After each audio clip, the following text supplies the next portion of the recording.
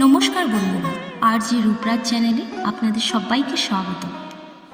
আজ আমরা শ্রীমদ্ ভাগবত গীতার প্রথম অধ্যায়ে দশম এবং একাদশ শ্লোক সম্পর্কে আলোচনা করব। এই শ্লোকগুলি কুরুক্ষেত্র যুদ্ধের প্রারম্ভে দুর্যোধনের কথোপকথনকে চিত্রিত করে। আসুন প্রথমে শ্লোকগুলি পড়ে নিন। শ্লোক 10। অপর্যাপ্তং তদস্মাকং বলং ভীষ্মাভিরক্ষিতং পর্যাপ্তং তিদমেতেষাং বলং ভীমাভিরক্ষিতং। অর্থাৎ দুর্যোধন ও দ্রোণাচার্যের কথোপকথনে দুর্যোধন দ্রোণাচার্যকে বললেন, আমাদের সেনাবাহিনী বিশাল এবং তা ভীষ্ম পিতামহ দ্বারা রক্ষিত, আর পাণ্ডবদের বাহিনী অনেক ছোট, যার নেতৃত্বে আছেন ভীম। শ্লোক 11। অয়নেষু চ সর্বেষু যথাভাগমবস্থিতাঃ ভীষ্মমেবাবিরক্ষন্তু ভবন্তু সর্ব এব হি। অর্থাৎ তোমরা সবাই নিজ নিজ স্থানে অবস্থান করো এবং ভীষ্ম পিতামহকে রক্ষা করো, কারণ তার সুরক্ষায় আমাদের জয়ের মূল চাবিকাঠি। এই দুই শ্লোকের তাৎপর্য হল, দুর্যোধন বলছেন যে কৌরবদের সেনাবাহিনী অপরিসীম এবং তা ভীষ্মের নেতৃত্বে সুরক্ষিত, তবে পাণ্ডবদের সেনাবাহিনী সীমিত এবং ভীম দ্বারা রক্ষিত।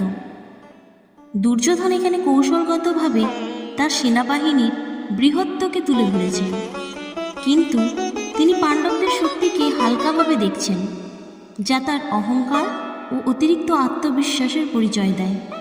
দুর্যোধন তার সেনাপতিকে নির্দেশ দিচ্ছেন সে যেন যুদ্ধে সঠিকভাবে অবস্থান নেয় এবং ভীষ্মকে রক্ষা করেন। দুর্যোধন বোঝাতে চাচ্ছেন যে ভীষ্ম তার সেনাবাহিনীর প্রধান শক্তি এবং তাকে রক্ষা করা কৌরবদের জন্য অত্যন্ত গুরুত্বপূর্ণ। এতে তার কৌশলগত দিকটি প্রতিফলিত হয়, যেখানে তিনি বুঝতে পারছেন যে সেনাবাহিনীর মনোবল ও সুরক্ষার জন্য ভীষ্মের উপস্থিতি কতটা গুরুত্বপূর্ণ। বন্ধুরা, এই দুই শ্লোক থেকে আমরা শিক্ষা নিতে পারি যে অহংকারের বিপদ। দুর্যোধন তার বিশাল সেনাবাহিনী নিয়ে অতিরিক্ত আত্মবিশ্বাসী ছিলেন এবং পাণ্ডবদের সেনাকে হালকাভাবে দেখছেন, কিন্তু পরবর্তীতে দেখা যায় যে সংখ্যা সবসময় বিজয়ের মাপকাঠি নয়।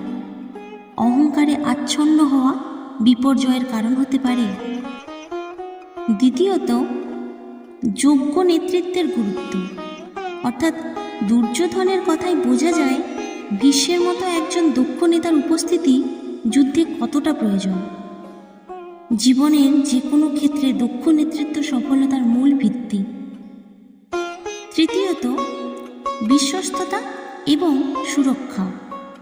দুর্যোধনের ভীষ্মকে রক্ষা করার নির্দেশনা বোঝায় যে একজন নেতৃত্বদাতা বা মূল ব্যক্তিকে রক্ষা করা কৌশলগতভাবে কতটা জরুরি।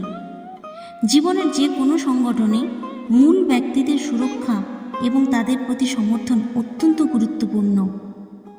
চতুর্থত, অহংকার বনাম বাস্তবতা। দুর্যোধন তার বাহিনীর শক্তির উপর অতিরিক্ত আত্মবিশ্বাসী ছিল, কিন্তু বাস্তবেতেও ছিল ভিন্ন।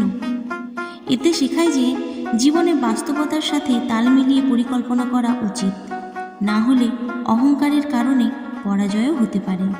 ভগবদ্গীতার এই শ্লোকগুলিতে দুর্যোধনের অহংকার, আত্মবিশ্বাস এবং যুদ্ধের কৌশল সম্পর্কে গুরুত্বপূর্ণ দিকগুলি প্রকাশিত হয়েছে। আমরা এখান থেকে শিখতে পারি যে যে কোনো পরিস্থিতিতে অহংকারের পরিবর্তে বুদ্ধিমত্তা ও বাস্তবতা মেনে চলা উচিত এবং দক্ষ নেতৃত্ব ও সমন্বয়ের গুরুত্ব উপলব্ধি করা অত্যন্ত জরুরি। আজকের শ্লোক এই পর্যন্তই। পরবর্তী শ্লোক ও তার তাৎপর্য শোনার জন্য আপনারা আমাদের চ্যানেলটি সাবস্ক্রাইব করে পাশে থাকা বেল আইকনটি প্রেস করুন, যাতে আমাদের ভিডিও আপলোড হওয়ার সঙ্গে সঙ্গে আপনাদের কাছে নোটিফিকেশন চলে যায়। আর আমাদের ভিডিওটি যদি আপনাদের ভালো লেগে থাকে তাহলে ভিডিওটিকে লাইক করে শেয়ার করে দেবেন। আপনাদের সাপোর্ট আমাদের অনুপ্রাণিত করবে। রাধে রাধে।